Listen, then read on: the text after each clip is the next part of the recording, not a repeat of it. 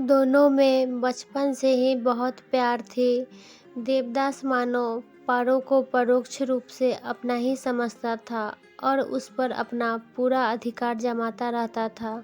खेल-कूद, पाठशाला में शरारतें और फिर भागकर पोखर के किनारे वाले झुरमुट में छिपकर बैठ जाना, उसे ढूंढकर वापस घर ले जाने का सिलसिला चलता था।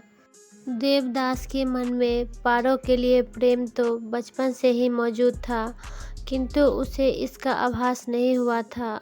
उसमें प्रेम सहज भाव से हुआ था, जिसे उसने कभी गंभीरता से नहीं लिया था। उसका कारण था पार्वती पर उसके एकाधिकार का विश्वास।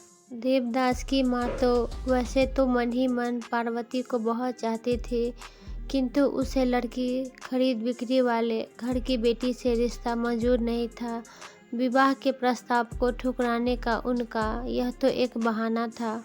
वास्तव में उन्हें अपने उच्च कुल और जमींदारी का घमंड थी, जिस कारण उन्होंने देवदास की माँ को अपमानित कर विदा कर देते हैं।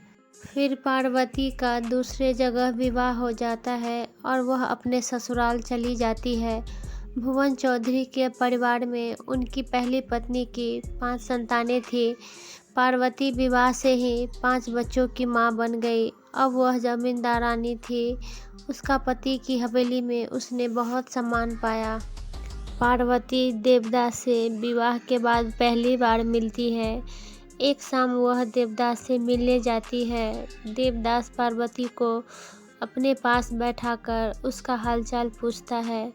बचपन की बातों को वो दोनों याद करते हैं और भावुक हो उठते हैं। देवदास बहुत बदल गया था। वह उसे शराब छोड़ने के लिए कहती है, लेकिन वह पार्वती की इस विनती को स्वीकार नहीं करता है। वह कहता है कि पार्वती के लिए जितना उसे भुला देना असंभव है, उसके लिए भी शराब छोड़ना उतना ही कठिन है, क्योंकि शराब ही उसे जीवित रखे हुए है। अंत में देवदास से विदा लेते हुए वह देवदास को एक बार उसके पास उसके गांव हाथीपोता आने की प्रार्थना करती है। वह पार्वती को वचन देता है कि एक बार देह छोड़ने से पहले वह अवश्य पार्वती के घर आएगा। आगे की कहानी जानने के लिए वीडियो को लाइक एंड चैनल को सब्सक्राइब करें।